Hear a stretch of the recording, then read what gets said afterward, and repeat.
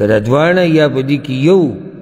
بوډاوالي ته ورسي نو بیا ټکی به مور پلار الله اکبر احوج الناس الى رحمتک، یعنی په خلکو کې چې ستا شفقت او مهرباني ته ډېر ضرورت لري هغه ستا دا مور پلار دي چې ته د دوی سره د رحم او د کرم د شفقت او د مهرباني معامله وکړي، سختي ورسره ونه کړي، بد اخلاقي ورسره ونه کړي، بېعزتي ونه کړي، عجزي د هغوی په مخ کې کوه، تکبر د هغوی په مخ کې ونه کړي. او دا خو الله په قرآن کې دا وصیت موږ ته کړی. الله وی اما یبلغن عندك الكبر احدهما او كلاهما فلا تقل لهما اف، که دا دواړه یا په دې کې یو بوډاوالي ته ورسي نو اف ټکی به ورته نه وی، ځکه چې په دې سره د هغوی هغه طبیعت چې دی هغه ګډوډ کېږي. او الله وی ولا تنهرهما وقل لهما قولا كريما. الله وی رټې به نه چې خبره ورسره کړي، ډېرې عزتمنه خبره به ورسره کړي. واخفض لهما جناح الذل من الرحمة. الله وی وزرې به کته کړي د هغوی په مخ کې د رحمت او د شفقت د لاسه. واخفض لهما جناح الذل من الرحمة، د رحمت او د شفقت د لاسه به خپلې وزرې کته کړي د مور پلار په مخ کې. دا شفقت او مهرباني ده. او څومره سپک دی هغه انسان. او زه ورته د سره نه غیرتي ویم، نه ورته د سړیتوب خاوند ویم، او نه یې په څه کې شمارم رب الکعبه چې هغه د مور پلار په مخ کې د زور او د چغو او د بدتمیزۍ معامله کوي د هغوی سره. ته ماشوم وي، هغوی تا سره د رحم معامله کړې وه،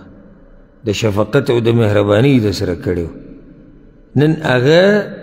ستا رحمت او شفقت ته ضرورت لري، ته ورسره د تکبر او د لویۍ معامله کوې. مخکې ورځو کې مې یو ویډیو ولیده، یو ملګري راته راولېږله، یو مور جاړي وایي زه بچو په شریکه والیم، ورسره د هغوی ښځو مې ووالیم. زه په ما باندې په هغه ځي کې د هغو نه ځیږ شو، او داسې سوچ کې لاړم چې داسې به مې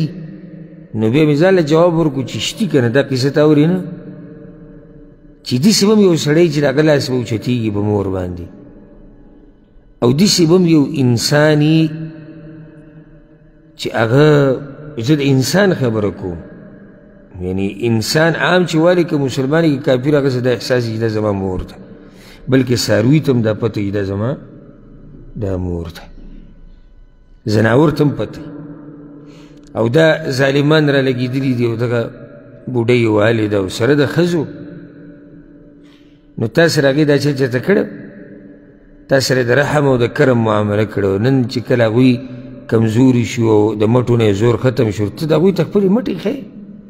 څه بې شرم انسان دی چې څوک دا کار کوي. زور خو هغه چا ته چې کمزوری دا یاده که، زه عامه خبره کوم د مور پلار نه، زور خو هغه چا ته چې کمزوری دا د سړیتوب کار نه دی. ګورې لکه اوس په لاره کې یو فقیر ملنګ ولاړ دی او غریب کمزوری، او ته هغه ته زور ښیې او ته زورور یې، دا د سړیتوب کار نه دی. یا یو سړی د بدن نه کمزوری دی او ته هغوی ته زور ښیې، ته دې زورور یې، دا د سړیتوب کار نه دی. پاتې دا چې مور پلار کمزوري شي ته هغوی ته زور ښیې او هغوی وهي. زه خو دې ته سوچ کوم چې دا لاسونه اوچتېږي څنګه، الله اکبر. بلکې زه خو په دې تعجب کوم چې د اواز څنګه اوچتېږي د مور په اواز باندې او د پلار په اواز باندې. او ابو هریره رضی الله عنه چې به کله د کور نه راوتو که نو مور ته به ووایي مورو زه لاړمه، الله دې په تا داسې رحم وکړي لکه څنګه چې تا زه رالوی کړی یم. دا دغه عادت و چې له کور نه به ووتو، هغې به ورته یې لاړ شه، الله دې په تا داسې رحم وکړي لکه دا څنګه خیال چې ته زما ساتي. نو یو ورځ هغه ته محسوسه شو چې زما د اواز دا اوچت شوی دی، نو صدقه یې ورکړه د الله په لار کې، او ځان یې ملامته کړو چې زما اواز د مور په اواز اوچت شوی دی. خلق داسې مینه محبت کوي د مور پلار سره. سلفو کې ډېرې واقعي دي خو دا موضوع به رانه بیا د مور پلار طرف ته لاړه شي چې هغوی به بره په هغه کمره له پاسه نه ګرځېدو په کومه کمره کې چې به د هغه مور پلار پراته وو کور ته به کوټې ته به بره وختو که نه چت ته او څه کار به و په هغه طرف به نه ورتلو د چت ته کمې حصې لاندې چې مور پلار دي وي لاندې مور پلار دي زه څنګه به راګرځم داسې قدرمن خلک وو. او چې پلار به روان و یا مور مجال د بچي سو چې هغه به ترې مخکې شي و په لاره کې اگر که هغه کونټي رواني او کونټۍ سره رواني امساو سره په لاس کې کونټي رواني خو دغه پلار دا چې د میږي په مزل دی روان دی دا بچی به پسې دقه شان رو روان و. او دغه خلک دي چې تاریخ هم یاد وساتل او د هغې نه مخکې رب العالمین به دوی له بې شماره اجر ورکوي او د دوی بچیم د دوی سره ښه کوي. او حدیث کې دا راځي رسول صلی الله علیه وسلم وایي د خپل مور پلار سره ښه وکئ ستاسو بچي به تاسو سره ښه کوي. نو زموږ مور پلار ډېر حقدار دي د دې چې موږ د هغوی سره د رحم او د کرم معامله وکړو. او د ټولو نه لوی رحم او کرم سره دا ته زه ووایم چې کله د مور پلار د قبرونو په منځ کې پراته وي په دې انتظار باندې چې قیامت به راځي او زه به پاسم الله ته به ودرېږم نو په دغه ځای کې دوی سخت ضرورت لري چې ته دوی ته دعا وکړي چې یا الله ته یې وبخه او د دوی په نوم باندې د خیر کار وکړي چې رب العالمین دوی له اجر ورکړي. د لاسونه الله ته اوچت کړي وژاړي د سترګو نه دې اوښکې روانې شي چې یا الله زما هغه مور پلار چې کوم مړه دي یا الله د هغوی هغه قبرونه پراخه کړي. وژاړي الله ته چې یا الله زما مور پلار په یو اوږد سفر باندې وتلي یا الله ته هغه سفر ورته کم کړي او هغه ورته اسان کړي. وژاړي الله ته چې یا الله هغه مور پلار زما نه پناه شوي دي د خاورو د ډیري لاندې یوازې ستا رحمت ته او تا ته پراته دي یا الله ته پرې رحم او کرم وکړي. دا قسمه دعاګانې انسان وغواړي د مور پلار لپاره دا لوی رحم او کرم دی. او صحیحینو کې حدیث د عایشه رضی الله عنها وی د رسول صلی الله علیه وسلم خواله یو سړی راغی وی یا رسول الله زما مور مړه شوه خو وی موقع ورته میلاو نه شوه د وصیت چې څه وصیت یې کړی وی واظنها لو تکلمت تصدقت مور یې پېژنده دینداره مور یې وه وی یا رسول الله که موقع ورته میلاو شوی وی نو د صدقې څه وصیت به یې کړی و فهل لها اجر ان تصدقت عنها نو الله به وله اجر ورکړي چې زه د هغې د طرف نه صدقه وکړم رسول صلی ورته نعم ولې د الله اجر نه درکوي. دا د مور پلار سره ښه دي چې په قبر کې پراته وي ته د هغوی په نوم صدقه ورکړي ته د هغوی په نوم د خیر کار وکړي دا غټ ښه دي د مور پلار سره بغیر د دې نه چې ته دې پسې ګرځې چې زما دې نوم وشي یا نه ته د مور پلار سره ښه کوه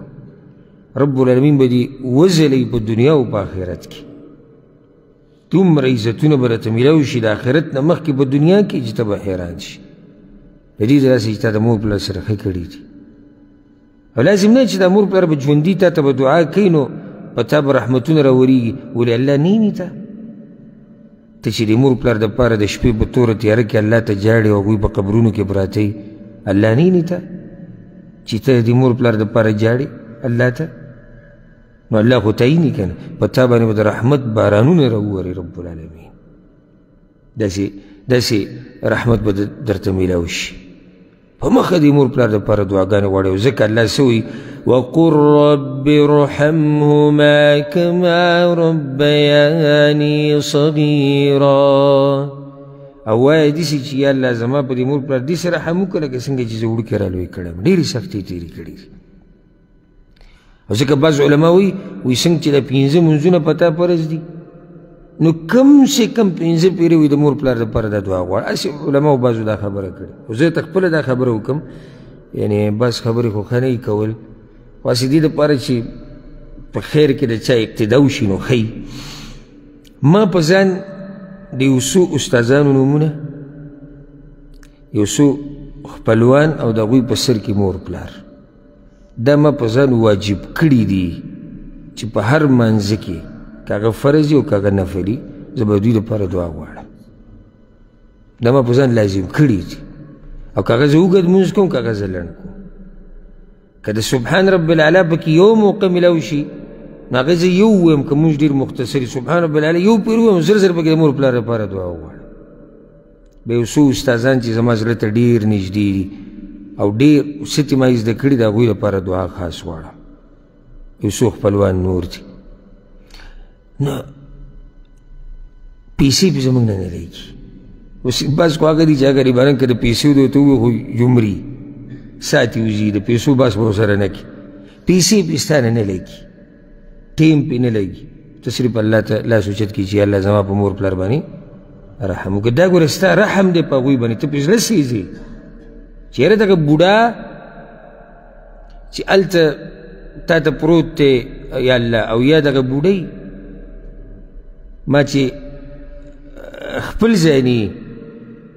زمونږ والد صاحب الله دې د هغه په قبر باندې رحمتونو باران راووري چې کله خخم کو دعا م غوښته نو په هغه ټیم کې به دعا کېده ویمه یا الله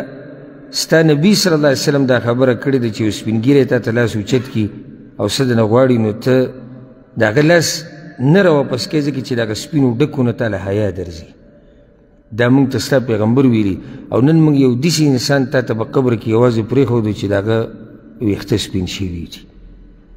هغه ژوندی و تا ته به لاس اوچتوه دي چې که اوس مړ دی موږ تا ته کېښو یا الله ته ورسره د رحم او د کرم معامله وکړي ځکه چې دلته دی محتاج شو ستا دعا ته ضرورت لري ستا د خیر کارونه چې ته د هغوی په نوم وکړي دې ته ضرورت لري